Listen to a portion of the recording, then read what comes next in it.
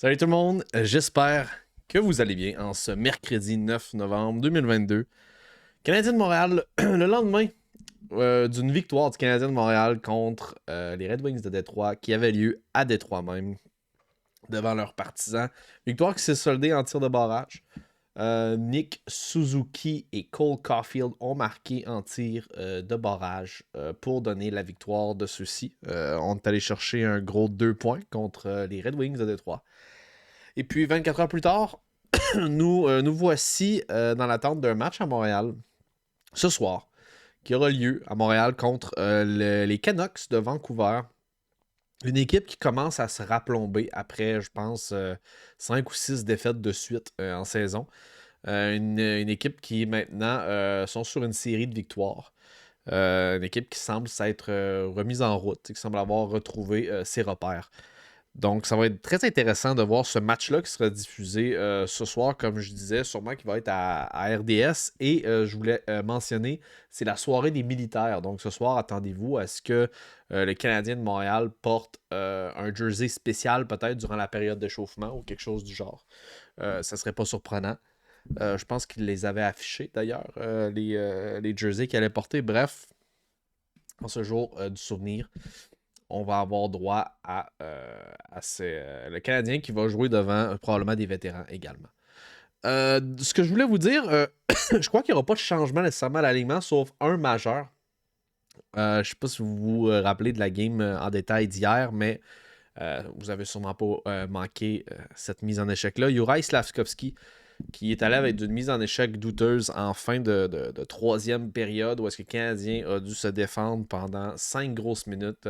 Juraj Slafkovský qui donne une mise en échec par derrière, tout près de la bande, et je pense que c'est Loff ou Roff. Je pense que c'est Roff ou Loff, un des deux. C'est pas le joueur le plus explosif ou la personne qu'on connaît le plus de Détroit. Je pense que c'est Loff. En tout cas, peu importe. Un gros gars, probablement du 3-4e trio, il mange la face carrément dans la bande. Beaucoup plus dommageable que la mise en échec de Pietrangelo. La mise en échec qui a fait sortir Josh Anderson pendant 2 rencontres. Je pense que Juraj Slafkovský va faire face à peu près à la même sanction. Présentement, il est 3 heures et on n'a toujours pas de nouvelles sur cette sanction-là. Par contre, Juraj Slafkovský a été demandé pour expliquer son geste aujourd'hui. Donc, il a rencontré, si ce n'est pas déjà fait, le Security Department des joueurs. Et il va devoir expliquer son geste. Malheureusement, comme je vous ai dit, je m'attends à une suspension. Je m'attends à ce que Juraj Slafkovský soit suspendu au moins 2 matchs. Contact qui ressemblait à celui que Josh Anderson avait fait à Pietrangelo la game d'avant. Mais je pense que c'est en pire. Conséquence, c'était vraiment pire. Love va manquer plusieurs semaines d'activité. Probablement qu'il s'est eu une commotion cérébrale là-dedans. Il avait le visage ensanglanté également. Pas le genre de hit qu'on aime voir, je dois vous avouer. Juraj va apprendre de ça. Juraj, ça va être. Cette saison, ça va être une grosse année d'apprentissage pour oublier 18 ans. A eu des hauts et des bas. Ce qu'on doit dire, par exemple, c'est que je ne sais pas si vous vous en rappelez, mais Juraj Slafkovský s'est fait mettre en échec il n'y a pas tellement longtemps. Il restait 3 minutes à la game dans une course perdante. Il a fait un dégagement, puis il a comme pas regardé pantoute qu'est-ce qu'il faisait. Il s'est fait mettre en échec solide alors qu'il restait 3 minutes. On lui avait dit qu'il jouait mou, il jouait pas assez avec assez d'intensité. Il s'est fait ramasser par tout le monde, en fait. Et puis là, on voit qu'il restait 5 minutes au match et c'est pas l'intensité qui manquait, malheureusement, peut-être même un peu trop. Je dois dire quand même qu'il a joué de malchance parce que le joueur adverse, Loff, normalement, si le jeu serait déroulé comme prévu, tu vois vraiment que la rondelle sautille, puis ça y prend du temps avant être capable de maîtriser la rondelle. Il voulait juste la chipper plus loin. Et puis, la rondelle a comme fait un bond, fait qu'il n'a pas été capable de la chipper. Puis là, ben là, c'est ça, le fait. Là, il est tombé statique, essaie de jongler avec la rondelle. Slafkovský est arrivé, déjà de la même élan, double échec, tombe vers le devant de la bande. Bref, il aurait pu éviter le contact. Juraj aurait pu éviter le contact, mais ça se passe tellement vite et on ne pourra pas, à tout de moins, lui mettre à défaut son intensité. Même si je pense que c'était pas de la bonne intensité. Mais quand même, on voit que là, il est passé d'un spectre à l'autre. Il va falloir qu'il s'ajuste. Ça va être de même pour Juraj. J'espère aussi qu'il ne sera pas trop ramassé la prochaine fois qu'on va jouer contre les Red Wings de Détroit. Qu'est-ce que je m'attends pour le match de ce soir, guys? Qu'est-ce que je m'attends? Je m'attends à une victoire du Canadien de Montréal encore. On est sur une bonne lancée, ça va bien. Seul problème, c'est que on est weak sur le trio de Sean Monahan qui joue avec Dadonov et Drouin. C'est vraiment difficile. Ces deux gars-là, Dadonov et Drouin, ne donnent pas grand-chose présentement.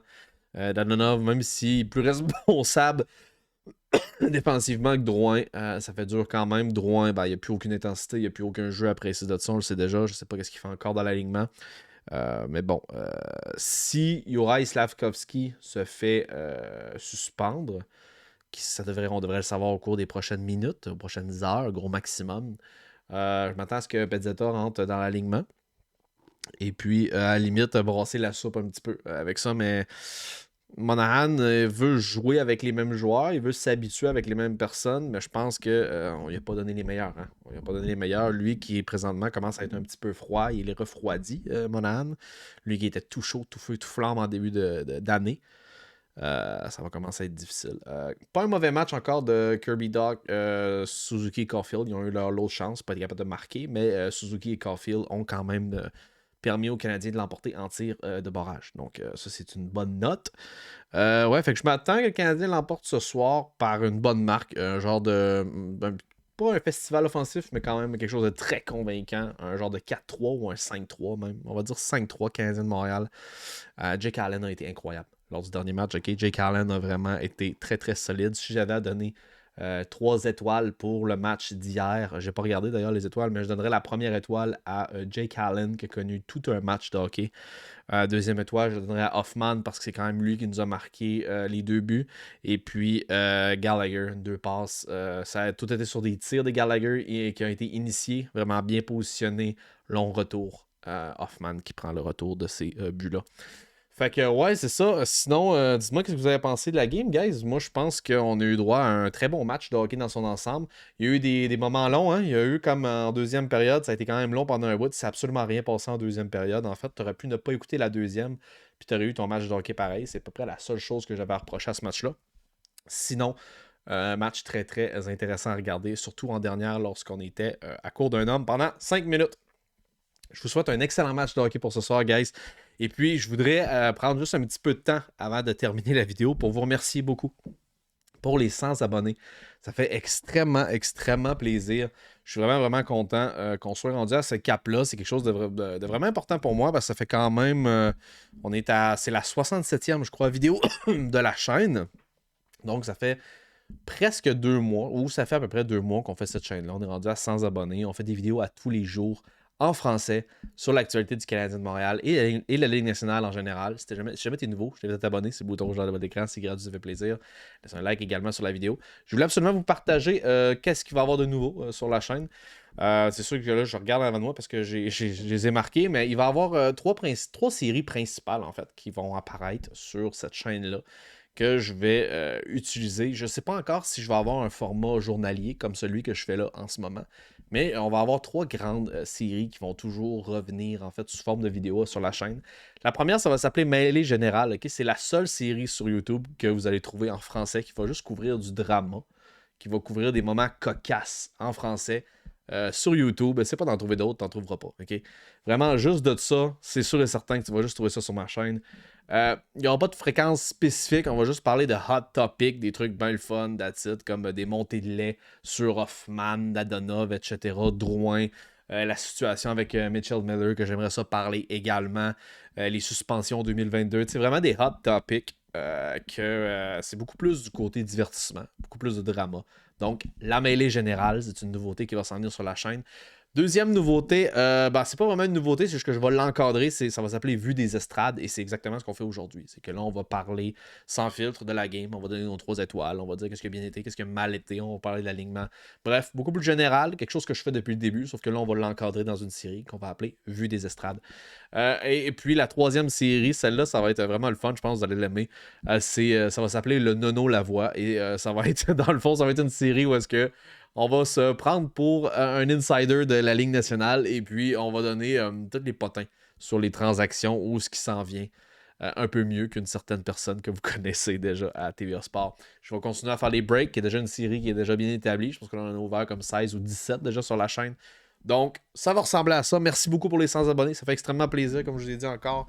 Fait on se retrouve bientôt et je vous souhaite un excellent match de hockey ce soir, Canadien contre Vancouver. Sur ça, peace out, guys.